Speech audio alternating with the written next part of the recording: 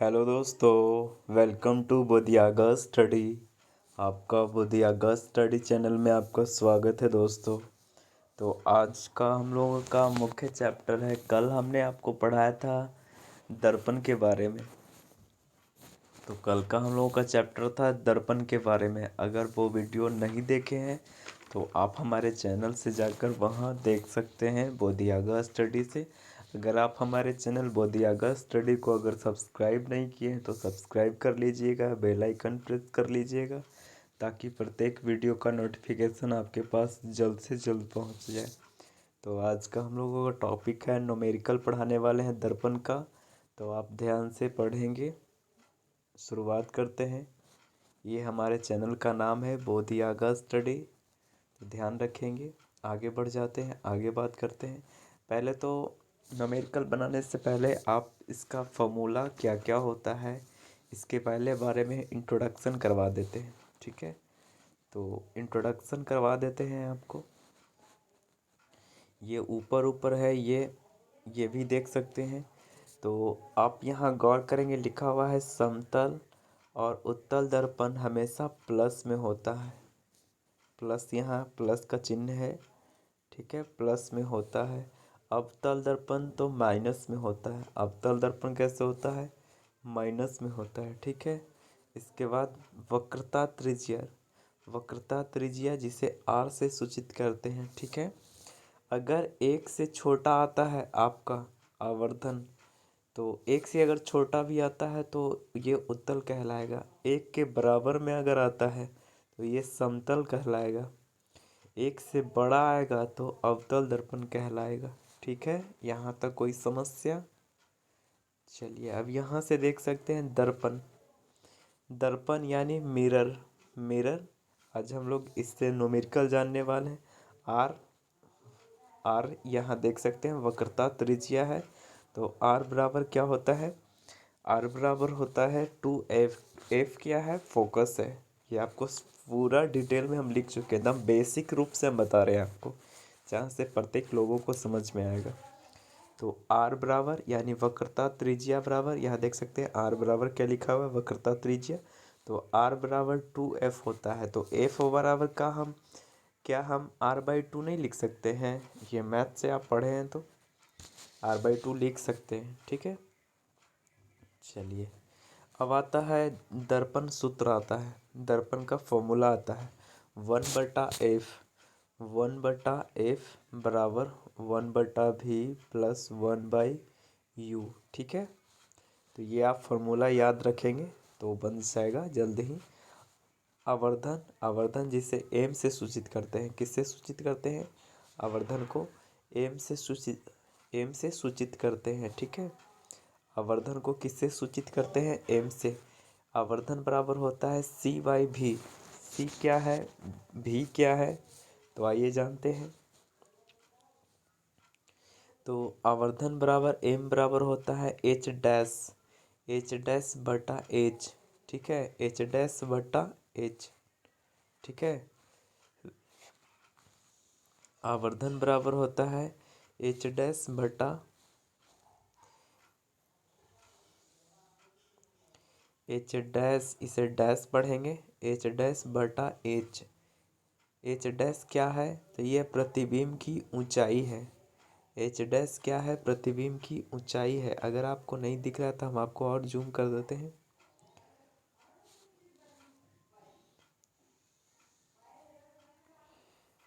h dash यानी प्रतिबिंब की ऊंचाई हो जाती है। h डैश क्या है? प्रतिबिंब की ऊंचाई है। ठीक है, प्रतिबिंब की ऊंचाई बटा क्या है? वस्तु की ऊंचाई यानी h।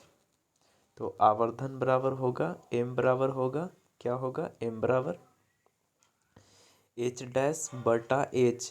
यहाँ तक कोई दिक्कत? चलिए, यहाँ तक कोई समस्या नहीं होना चाहिए आपको, और ध्यान से सुनते जाएंगे। ये सब प्रत्येक फॉर्मूला का जो भी है सबका प्रयोग करेंगे। चलिए अब आगे बढ़ जाते हैं।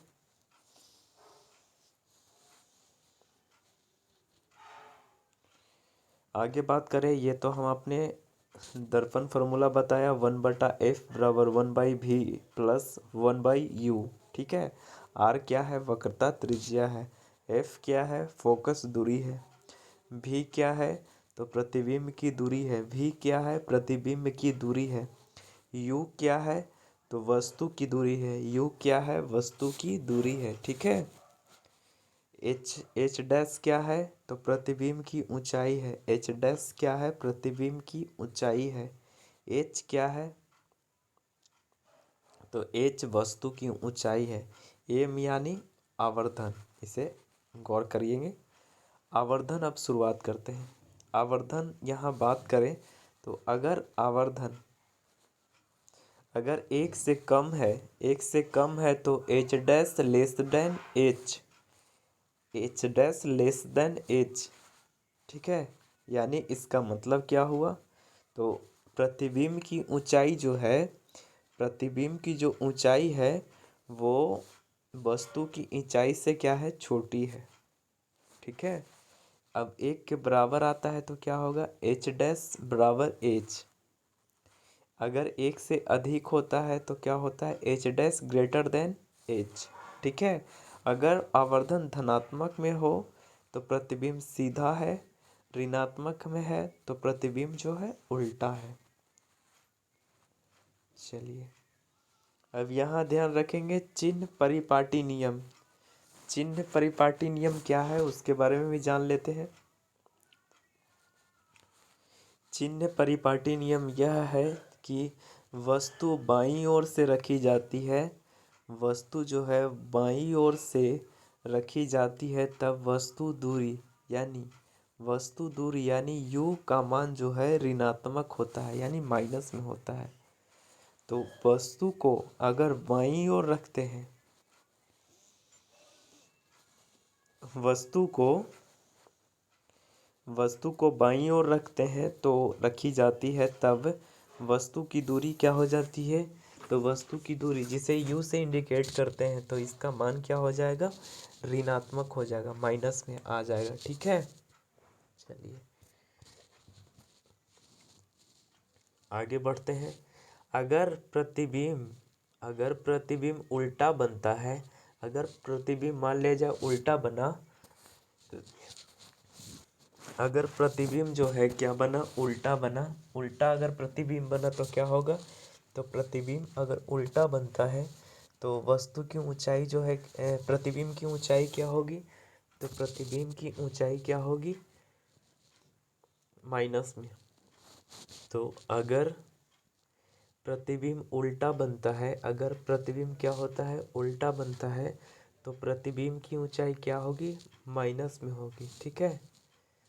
चलिए आगे बढ़ते हैं। अगर प्रतिबिंब जो है बाईं ओर से बने, अगर प्रतिबिंब बाईं ओर से बनता है, अगर प्रतिबिंब बाईं ओर से बनता है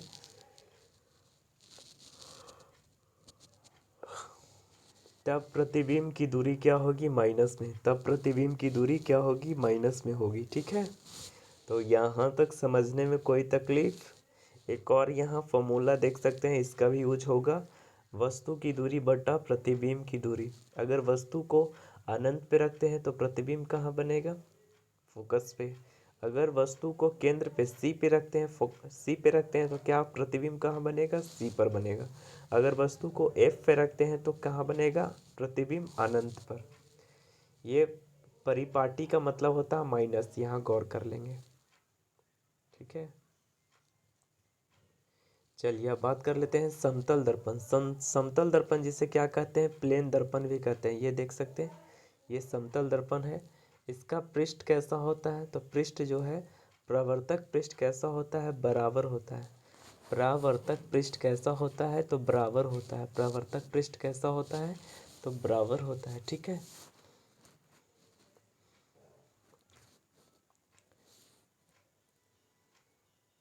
समतल दर्पण में प्रतिबिंब कैसा बनता है, तो सीधा बनता है। आभासी यानी काल्पनिक बनता है। तीसरा वस्तु के बराबर बनता है। और चौथा पार्श्व उल्टा। पार्श्व उल्टा का मतलब क्या होता है कि दायां वाला बायां दिखता है, बायां वाला दायां दिखता है। ठीक है। चलिए अब बात कर लेते हैं उत्तल दर्पण की। उत्तल दर्पण यानी कॉन्वेक्स मिरर, कॉन्वेक्स मिरर की बात कर लेते हैं। ये देख सकते हैं इसका प्रवर्तक कैसा होता है? उठन। उठा नहीं है भाग, इधर कलई किया गया है अंदर में। हमने आपको दर्पण में बताया था कलई किससे करते हैं, तो एल्यूमिनियम, एल्यूमिनियम, पारा, चांदी। सबसे अच्छा आईना कौन सा होता है? जो चांदी का लेप लगा होता है, ठीक है। और उसके ऊपर जो कलई छूटे ना, उसके लिए क्या लगाया जाता है? AgNO3, यानी इसका मतलब बताएंगे नाइट्रोजन, नाइट्रोजन नहीं, सॉरी, नाइट्रस ऑक्साइड, ठीक है। तो कलाई किया जाता है किससे? चांदी, पारा, या फिर चांदी से, या फिर पारा से, या फिर एल्यूमिनियम से। अब इसको सेव रखने के लिए, मतलब इससे बचाने के लिए किसका परत चढ़ाया जाता है? तो सिल्वर नाइट्रेट का। हमने NO3 बोल दिया, नाइट्रस ऑक्साइड बोल दिया, नहीं, सिल्वर नाइट्रेट का प्रयोग किया जाता है, ठीक है। चलिए अब आगे बात कर लेते हैं उत्तल दर्पण। उत्तल दर्पण का प्रवर्तक पृष्ठ कैसा होता है? उठा हुआ। उत्तल दर्पण का प्रवर्तक पृष्ठ कैसा होता है? उठा हुआ, ठीक है। इसकी प्रतिबिंब बनती है, सीधा बनता है, आभासी बनता है, वस्तु से हमेशा छोटा बनेगा। ये आप दर्पण देखे होंगे कहाँ? गाड़ी के साइड मिरर में, ठीक है। चलिए अब तीसरा आ जाते हैं, अवतल दर्पण की बात कर लेते हैं। अवतल दर्पण की बात कर लेते हैं। तो अवतल दर्पण जो है, अवतल दर्पण जिसे कॉनकेव मिरर कहते हैं। क्या कहते हैं? कॉनकेव मिरर कहते हैं।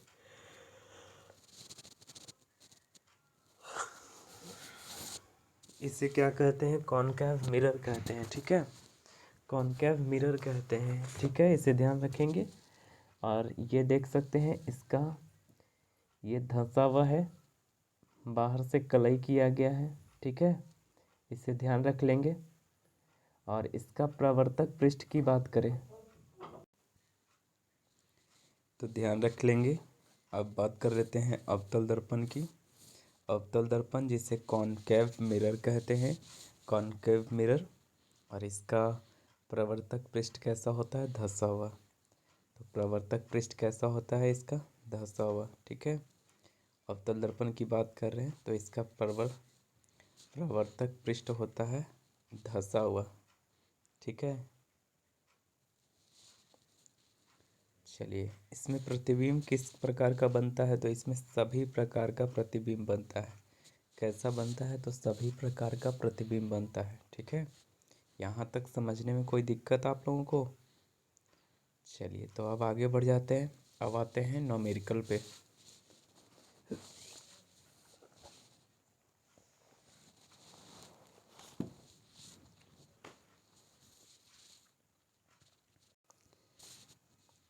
बात कर लेते हैं न्यूमेरिकल की। तो न्यूमेरिकल की बात करें तो पहला प्रश्न आ जाता है आपका, पहला प्रश्न में आ जाते हैं। तो पहला प्रश्न आ जाता है, किसी अवतल दर्पण, किसी अवतल दर्पण, अवतल दर्पण क्या होता है? माइनस में होता है, ठीक है। तो किसी अवतल दर्पण से 60 सेंटीमीटर की दूरी पर, किसी अवतल दर्पण से 60 सेंटीमीटर की दूरी पर, 60 सेंटीमीटर की दूरी पर एक वस्तु रखी गई है। एक वस्तु रखी गई है, उसका प्रतिबिंब कितना है? 30 सेंटीमीटर है। उसका प्रतिबिंब कितना है? 30 सेंटीमीटर है। दर्पण के पीछे बन रहा उस दर्पण के पीछे बन रहा है, ठीक है। प्रतिबिंब जो है 30 सेंटीमीटर दर्पण के पीछे बन रहा है। तो उस दर्पण का फोकस दूरी क्या होगा? यानी आपसे पूछा गया फोकस दूरी। तो जो जो दिया गया है पहले आप उसे लिखें। तो क्या पहले दिया गया है? पहले आपका दिया गया है वस्तु की दूरी। क्या दिया गया है? वस्तु की दूरी। तो वस्तु की दूरी क्या है? पहले उसे देखिए। तो वस्तु की दूरी कितना दिया गया है? 60। वस्तु की दूरी कितना दिया गया है? दूरी 60। वस्तु की दूरी कितना दिया गया है? 60। 60। अब यहाँ तो देख सकते हैं, यहाँ माइनस में क्यों 60 लिखे हम? यहाँ गाइड कीजिए आप कि हम माइनस में यहाँ क्यों लिखे, -60 क्यों लिखे हैं? तो यहाँ देख सकते हैं ये अवतल दर्पण लिखा गया है। अवतल लिखा है तो यहाँ सीधा सी बात है ऑब्वियसली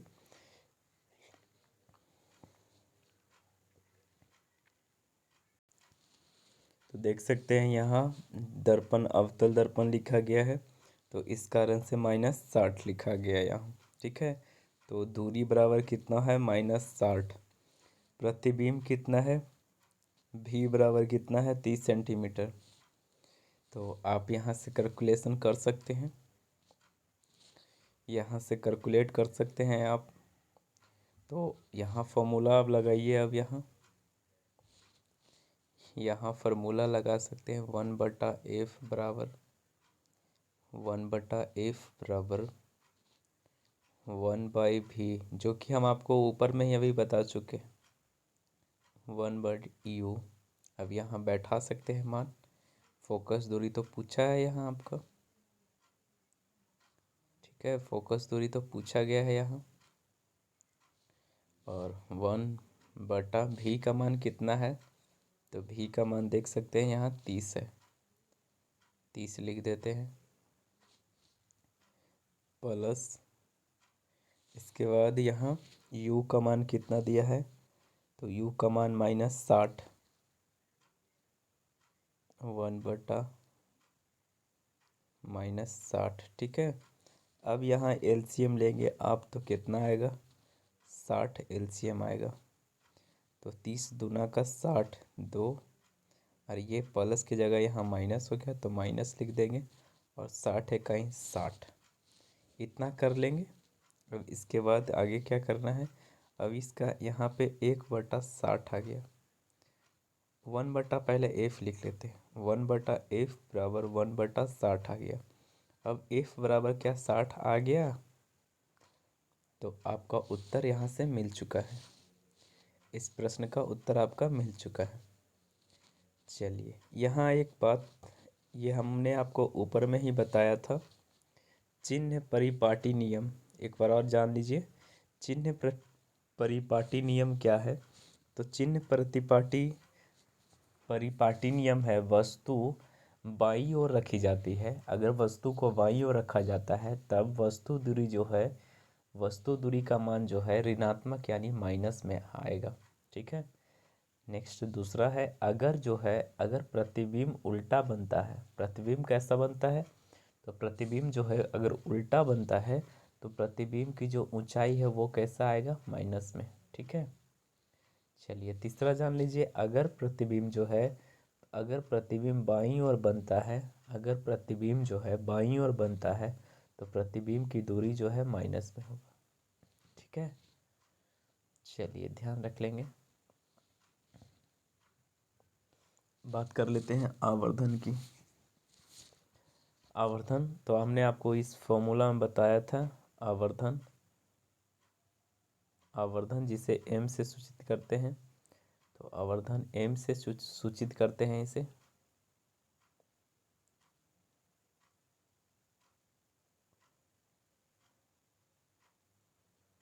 ठीक है, अब m बराबर क्या होगा h'/h। h' क्या है, प्रतिबिंब की ऊंचाई है, प्रतिबिंब की क्या है ऊंचाई, प्रतिबिंब की ऊंचाई है, और बटा h क्या है, वस्तु की ऊंचाई।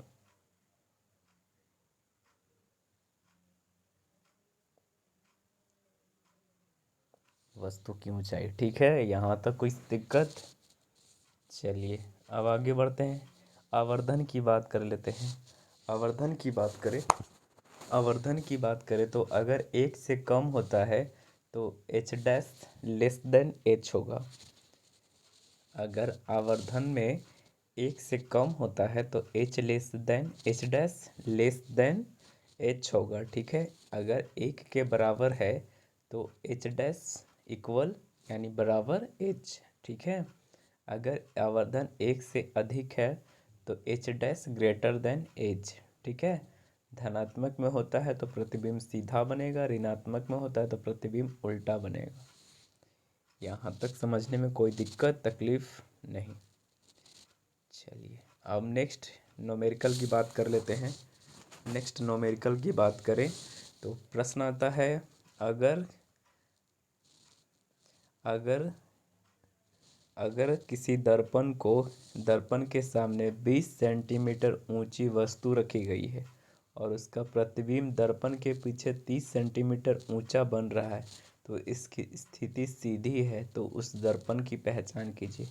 यानी कौन सा दर्पण होगा, आप इसे बताएंगे।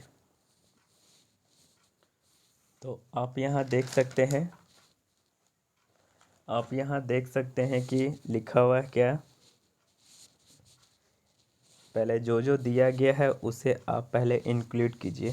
तो पहले दिया गया है एच, वस्तु की ऊंचाई कितनी है, तो एच है 20 सेंटीमीटर है।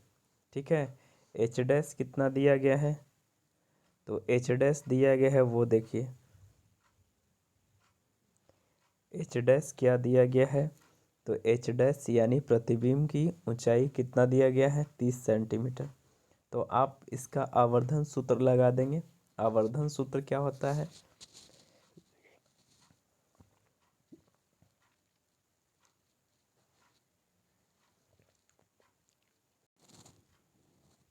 आवर्धन सूत्र क्या होता है, तो आवर्धन सूत्र बराबर देख सकते हैं, m बराबर क्या होगा, एच डैश बटा एच होगा। एच डैश कितना दिया है, यहाँ मान देख सकते हैं 30 दिया है, 30 लिख दिए, बटा एच कितना दिया है 20। जीरो से जीरो कट जाएगा तो कितना आ जाएगा 1.5। तो 1.5 यानी एक से ज़्यादा आ रहा है, एक से बढ़ गया। तो हमने आपको ऊपर में बताया था एक से बड़ा होगा तो कौन सा दर्पण होगा, अवतल दर्पण। तो इसका उत्तर हो जाएगा क्या, अवतल दर्पण। ठीक है, चलिए आगे बढ़ते हैं, नेक्स्ट प्रश्न की बात कर लेते हैं।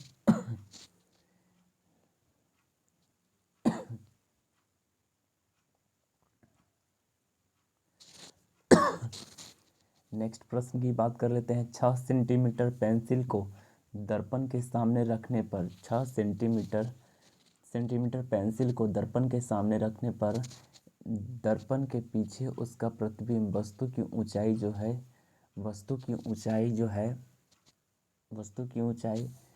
प्रतिबिंब जो है वस्तु की ऊंचाई से आधी और सीधा दिखता है। तो दर्पण कौन सा है, तो आप यहाँ से पहले गाइड करेंगे। पहले जो जो मान दिया है उसको पहले ध्यान रखेंगे। यहाँ मान किसका किसका दिया है, तो आप यहाँ गाइड करेंगे। तो इस यहाँ मान दिया गया है, पहले इसका मान कितना दिया गया है 6 सेंटीमीटर।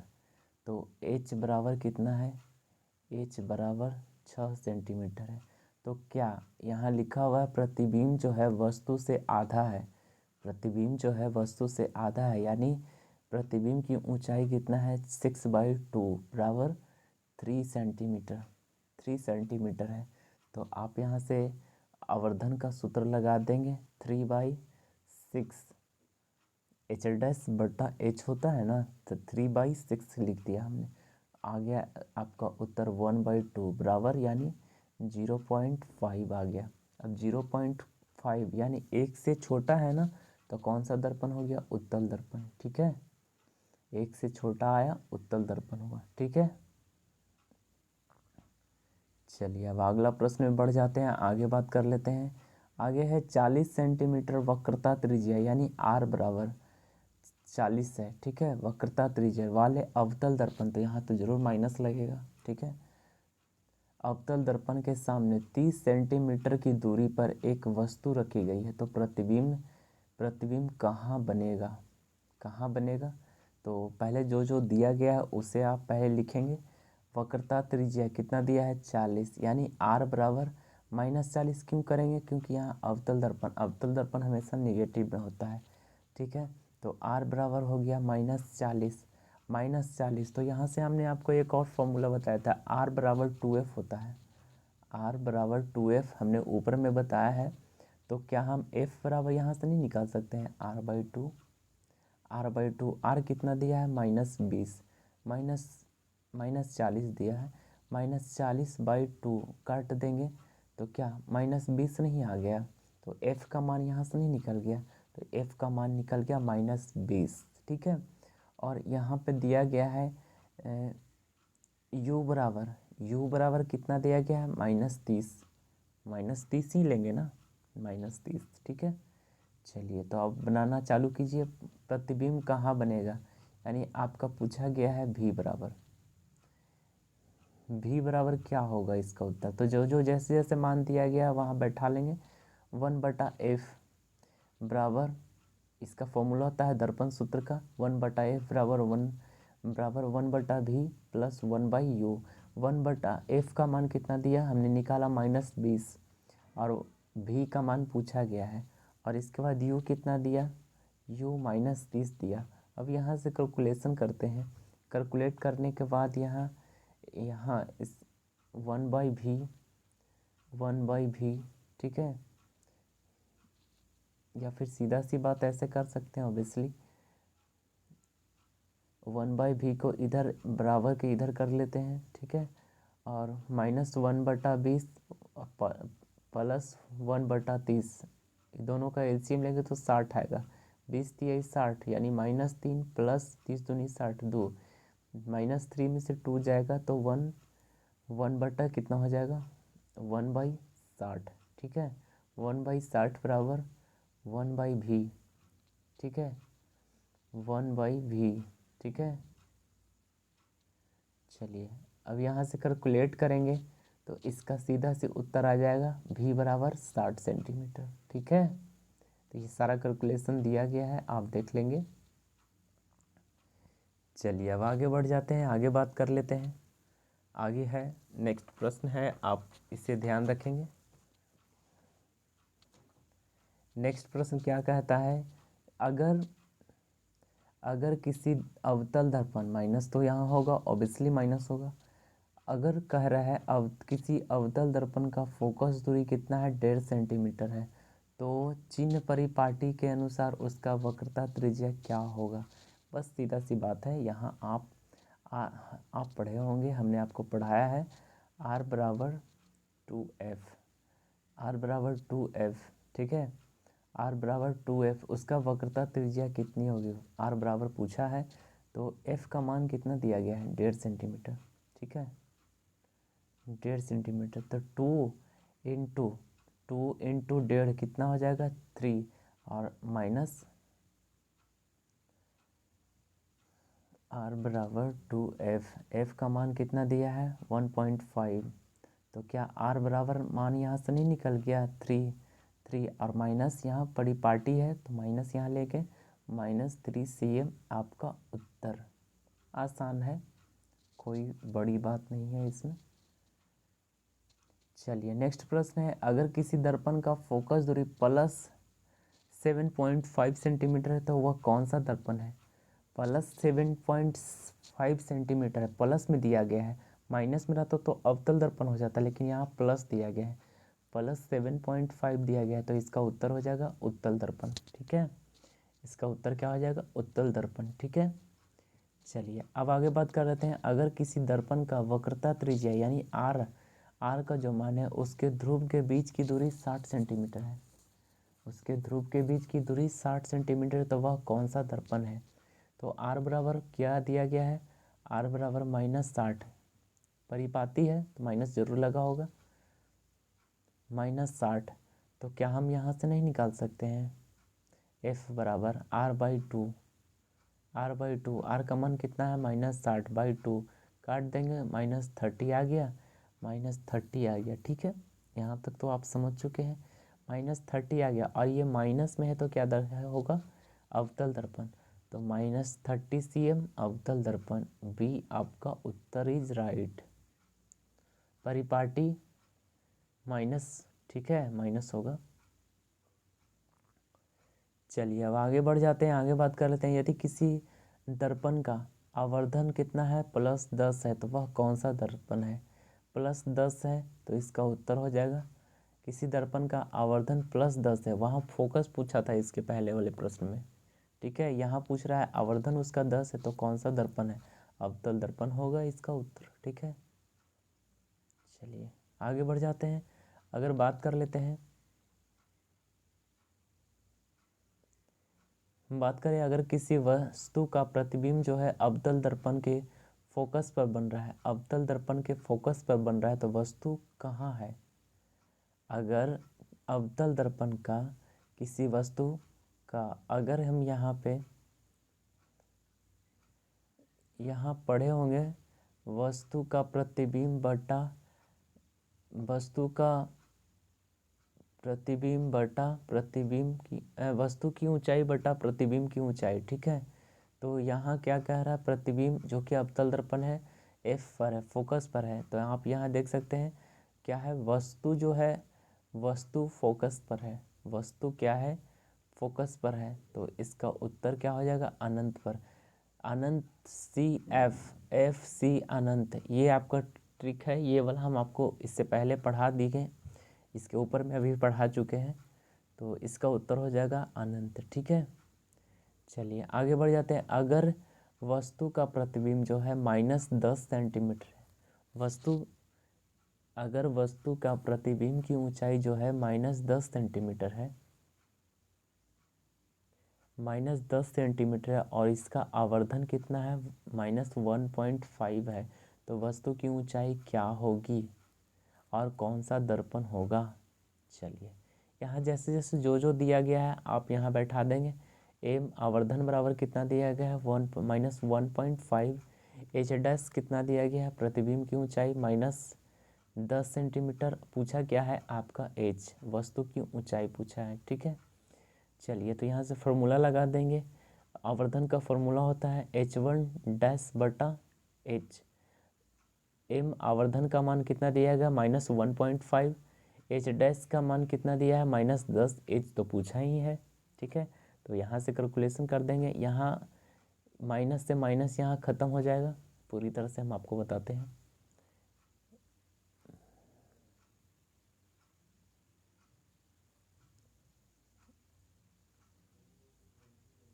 -1.5 इक्वल 10/h, ठीक है।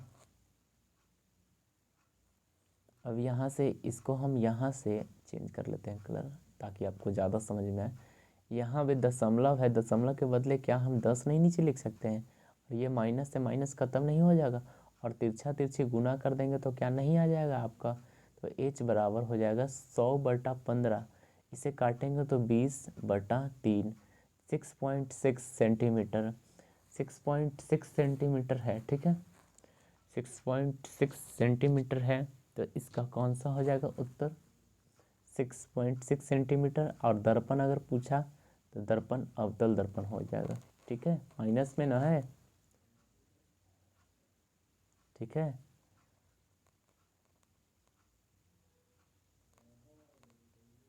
चलिए तो ध्यान रखेंगे यहाँ तक, आपको कोई दिक्कत?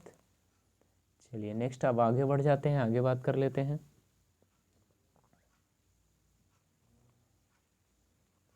आगे बात कर लेते हैं, अगला प्रश्न है, अगर एक दर्पण का जो आवर्धन है 2.5 है, आवर्धन कितना दिया गया है, 2.5 दिया गया है, और उसके समीप 2.0 है, यहाँ लिखा हुआ है देख लीजिए, 2.0 ऊंचाई की वस्तु रखी गई है, तो प्रतिबिंब की ऊंचाई कितनी होगी? ऑब्वियसली सीधा सी बात है, इसका यहाँ देख सकते हैं बनाया गया है, बता भी देते हैं। एम बराबर H1 डैश, ये तो आपको पता ही चल गया होगा, मान ही सीधे बैठा देते हैं, बार बार लिखने की क्या ज़रूरत है। चलिए तो आवर्धन कितना दिया है, 2.5 दिया है, और इसके बाद वस्तु की ऊंचाई कितना दिया गया है, वस्तु की ऊंचाई दिया गया है 2, ठीक है। और पूछा क्या है, प्रतिबिंब की ऊंचाई पूछा गया है, एच डैश पूछा गया है 2। यहाँ तिरछा तिरछी गुना करेंगे तो यहाँ 2.5 है, तो एच डैश बराबर कितना आपका हो जाएगा 5, ठीक है। कितना हो जाएगा 5, यहाँ 2.0 है तो 5.0 भी लिख सकते हैं, तो आपका यहाँ उत्तर ही हो जाएगा 5.0, ठीक है। दर्पण कौन सा हो जाएगा, अवतल दर्पण हो जाएगा, ठीक है। कौन सा दर्पण हो जाएगा, अवतल दर्पण हो जाएगा।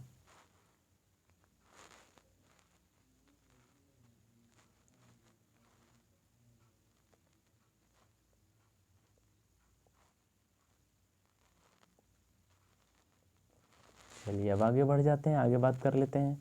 अगला प्रश्न आ जाता है 30 सेंटीमीटर की फोकस दूरी वाले 30 सेंटीमीटर की फोकस दूरी वाले दर्पण में वक्रता त्रिज्या ज्ञात करें। 30 सेंटीमीटर वाले फोकस दूरी वाले अवतल दर्पण में वक्रता त्रिज्या ज्ञात करें। तो आप इसका उत्तर हमें बताएंगे।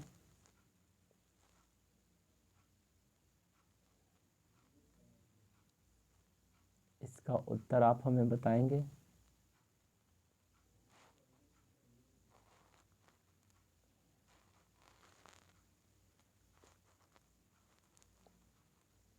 इसका उत्तर ऑब्वियसली बी आ जाएगा, -60 सेंटीमीटर।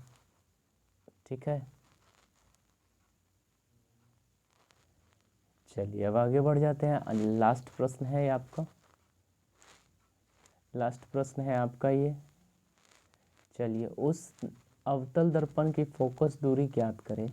उस अवतल दर्पण की फोकस दूरी ज्ञात करें जिसका वस्तु की दूरी 15 सेंटीमीटर है एवं प्रतिबिंब की दूरी जो कि बाईं ओर से बन रहा है, बाईं ओर से बन रहा है तो ऑब्वियसली माइनस ही होगा।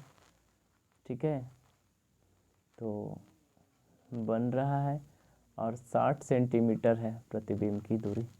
चलिए तो यहाँ बैठा सकते हैं वस्तु की दूरी -15 सेंटीमीटर, प्रतिबिंब की दूरी -60 सेंटीमीटर और f पूछा है। तो f बराबर यहाँ सीधा से यहाँ मान बैठा देंगे, -1/60 बट -1/15 1/15। ठीक है, तो 1/f बराबर हो जाएगा -5/60। काट देंगे तो -12 आ जाएगा और f बराबर कितना आ जाएगा, 12 आपका उत्तर आ जाएगा। ठीक है, चलिए तो यहाँ तक आपको समझने में कोई तकलीफ, कोई दिक्कत? चलिए तो ठीक है, एक बार और ये इसको रिपीटेशन हम कर देते हैं ताकि आप और अच्छे से समझ पाएँ। समतल दर्पण और उत्तल दर्पण हमेशा प्लस में होगा, अवतल दर्पण अवतल तो माइनस में होगा। r मतलब वक्रता त्रिज्या होता है। अगर 1 से छोटा मान आता है तो उत्तल हो जाएगा उत्तल दर्पण, 1 के बराबर होता है तो समतल दर्पण हो जाएगा, 1 से अगर बड़ा होता है तो अवतल दर्पण हो जाएगा। ठीक है, आवर्धन सूत्र हमने बताया था h' h' क्या है, प्रतिबिंब की ऊंचाई है, h क्या है, वस्तु की ऊंचाई है। ठीक है, r बराबर हमने यानी वक्रता त्रिज्या बराबर हमने बताया था 2f। r बराबर क्या बताया हमने, 2f। तो f बराबर क्या नहीं निकाल सकते हैं, r/2। ठीक है, ये दर्पण सूत्र है 1/f बराबर 1/v प्लस 1/u। ठीक है, चलिए आगे बढ़ जाते हैं, आगे बात कर लेते हैं। r क्या है, वक्रता त्रिज्या है, f क्या है, फोकस दूरी है, v क्या है, प्रतिबिंब की दूरी है, u क्या है, वस्तु की दूरी है, h' क्या है, प्रतिबिंब की ऊंचाई है, h क्या है, वस्तु की ऊंचाई है, m क्या है, आवर्धन है। ठीक है, आवर्धन अगर 1 से कम होता है तो h' लेस देन h होगा, 1 के बराबर होता है तो h' इक्वल h होगा। ठीक है, 1 से अगर अधिक होता है तो h' ग्रेटर देन h होगा। अगर धनात्मक में होता है आवर्धन तो प्रतिबिंब सीधा, ऋणात्मक में होता है तो प्रतिबिंब उल्टा। ठीक है, चलिए चिन्ह अगर परिपाटी होता है चिन्ह अगर परिपाटी होता है तो वस्तु दाईं ओर रखी जाती है तो वस्तु दूरी क्या होगा, उसका मान ऋणात्मक में आएगा। ठीक है, अगर प्रतिबिंब उल्टा बनता है, प्रतिबिंब अगर सीधा की जगह उल्टा बन जाता है तो प्रतिबिंब की ऊंचाई क्या आएगी, माइनस में आएगी। ठीक है, अगर प्रतिबिंब बाईं ओर बने तब भी क्या होगा, प्रतिबिंब की दूरी माइनस में ही ऑब्वियसली आएगा। परिपाटी का मतलब माइनस हमने अभी बताया था। यहाँ हमने एक प्रश्न भी आया था, इसमें हमने आपको बताया था इसका, तो वस्तु की दूरी बटा प्रतिबिंब की दूरी। अगर वस्तु अनंत पर है तो प्रतिबिंब कहाँ बनेगा, फोकस पर। अगर वस्तु सी पर है यानी सेंटर यानी केंद्र पर है तो कहाँ बनेगा, सी पर ही बनेगा। अगर वस्तु की दूरी फोकस पे है तो प्रतिबिंब कहाँ बनेगा, अनंत पर। ठीक है, चलिए ये दर्पण आपको बताया था, समतल दर्पण, प्लेन मिरर उत्तल दर्पण कॉन्वेक्स मिरर, अवतल दर्पण कॉनकेव मिरर, समतल दर्पण जो कि प्लेन होता है, उत्तल दर्पण जो कि उथल होता है, इसका परिवर्तक पृष्ठ बराबर होता है समतल दर्पण का। उत्तल दर्पण का परावर्तक पृष्ठ कैसा होता है, उठा भाग, ठीक है। परावर्तक पृष्ठ अवतल का कैसा होता है, अवतल यानी धंसा पार्ट होता है, ठीक है। प्रतिबिंब यानी समतल दर्पण का प्रतिबिंब कैसा कैसा बनता है, सीधा, आभासी यानी काल्पनिक कह सकते हैं, और वस्तु के बराबर बनता है, पार्श्व उल्टा बनता है, दायां वाला बायां दिखेगा, बायां वाला दायां दिखेगा, ठीक है। प्रतिबिंब उत्तल दर्पण में कैसा बनेगा, तो उत्तल दर्पण में बनेगा सीधा, आभासी, वस्तु से छोटा, ठीक है। अवतल दर्पण की बात करें, अवतल दर्पण में सभी प्रकार का प्रतिबिंब बनता है, ठीक है। तो ध्यान रख लेंगे दोस्तों। अगर आपको न्यूमेरिकल समझने में कोई दिक्कत हुई है तो आप हमें बताएंगे ज़रूर, ऐसे तो कोई दिक्कत ऐसे नहीं हुआ होगा। चलिए, जो भी न्यूमेरिकल थे हमने आपको बताने का प्रयास किया है। और एक और है, थोड़ा सा एक और न्यूमेरिकल है, दर्पण से नहीं है, ये आपका अपवर्तनांक से है। अपवर्तनांक बराबर इसे म्यू कहते हैं, म्यू से सूचित करते हैं, ठीक है। तो ध्यान देंगे, म्यू यानी अपवर्तनांक बराबर c/v होता है। निर्वात में प्रकाश की चाल कितना होता है, 3 × 10⁻⁸ मीटर प्रति सेकंड बटा v यानी माध्यम में प्रकाश की चाल। चलिए, अगर इसका प्रश्न कैसे आता है, तो पहला प्रश्न आ जाता है, अगर पानी का जो अपवर्तनांक है 4/3 है तो पानी में प्रकाश की चाल क्या है, तो म्यू बराबर c/v, यहाँ आपका अपवर्तनांक कितना दिया है 4/3, और ये कितना होता है, क्या बोलते हैं, प्रकाश की चाल, तो 3 × 10⁸ मीटर प्रति सेकंड, ठीक है। 3 से 3 गुना कर देंगे, 3 से 3 यहाँ गुना कर देंगे तो कितना हो जाएगा, 9 हो जाएगा, तो 9 लिख देंगे। v बराबर क्या हो जाएगा, v आपका पूछा गया है 9 × 10⁸ हो जाएगा, बटा कितना हो जाएगा 4। अब 4 को यहाँ भाग देंगे तो v बराबर आपका आ जाएगा 2.25 × 10⁸ मीटर प्रति सेकंड, ठीक है। ये इजी है, कोई हार्ड नहीं है। अब आते हैं हीरा के अंदर प्रकाश की चाल, यहाँ तो अपवर्तनांक भी नहीं दिया गया, तो हीरा का अपवर्तनांक होता है 2.42, ठीक है। तो यहाँ म्यू बराबर ले सकते हैं c/v, कितना है अपवर्तनांक 2.42, 2.4 ही लेते हैं, और इसका प्रकाश की चाल 3 × 10⁸ मीटर प्रति सेकंड, ठीक है। अब यहाँ से कर सकते हैं, यहाँ से दशमलव के बदले 10 नीचे लिख सकते हैं, 10 दिया, यहाँ 30 हो गया, 30 × 10⁸ हो जाता है, बटा 24 हो जाता है, 6 चौका 24, 6 पचे 30, ठीक है। अब इसका आंसर निकालेंगे तो 1.25 × 10⁸ मीटर प्रति सेकंड, जो कि यहाँ आपका उत्तर आ चुका है, ठीक है। चलिए आगे बढ़ जाते हैं। अगर शीशे का अपवर्तनांक 1.5 है, शीशे का अपवर्तनांक कितना है 1.5 है, तो उसमें प्रकाश की चाल क्या होगी, तो यहाँ से भी आप निकाल सकते हैं। 1.5 दिया है अपवर्तनांक, 3 × 10⁸ होता है प्रकाश की चाल, भी पूछा है, तो आप यहाँ से निकाल सकते हैं। यहाँ से निकालने के बाद आपका यहाँ उत्तर आ जाएगा आपका 2 × 10⁸ मीटर प्रति सेकंड, यहाँ आपका उत्तर इस सी आ जाएगा। अगर आप नहीं समझ पा रहे हैं तो यहाँ देख सकते हैं, यहाँ हम लोगों का कैलकुलेशन किया गया है, यहाँ देख सकते हैं, ठीक है।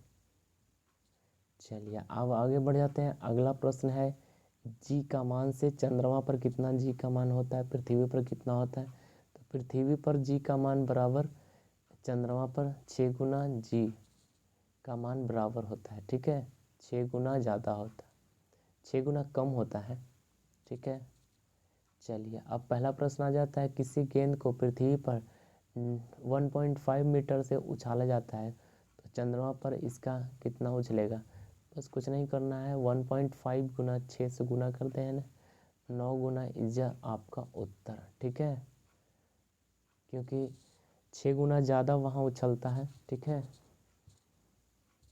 चलिए नेक्स्ट प्रश्न है आपका, अगर चंद्रमा पर किसी चट्टान को पृथ्वी पर लाया जाएगा तो उसका परिवर्तन होगा, 6 गुना उसका बढ़ जाएगा वजन। ठीक है, चलिए आगे बढ़ जाते हैं, आगे बात कर लेते हैं, अगर चंद्रमा पर कोई पत्थर जो है 160 न्यूटन का है, पृथ्वी पर 160 न्यूटन का कोई पत्थर है, तो चंद्रमा पर इसका भार क्या होगा। 160 में 6 से भागा दे देंगे तो 26.6 न्यूटन आपका उत्तर आ गया। ठीक है, यहाँ तक समझने में कोई दिक्कत, हड़बड़ाहट तरीके से तो नहीं ना लगा हम पढ़ाए हैं वैसे।